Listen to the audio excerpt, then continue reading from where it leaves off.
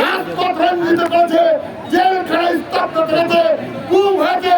এই সরকারের ওই তত্ত্বাবধায়ক সরকারের সময় ওই হাসিনা সরকারের কাজ হয়েছে, মাথা নত করে নাই, রক্ত দিয়েছে, আন্দোলন করেছে, তাদের খবরের নেতৃত্বে 24 আগস্ট আন্দোলন সফল করেছে।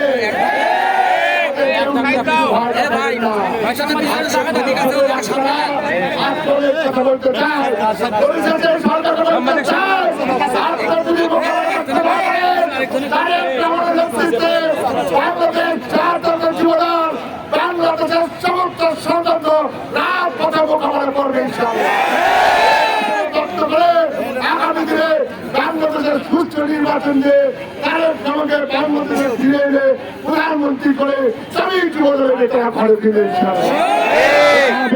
বাংলাদেশ জিন্দাবাদ, শহীদ বেগম খালেদা জিন্দাবাদ, তারেক রহমান জিন্দাবাদ, জেলা যুবদল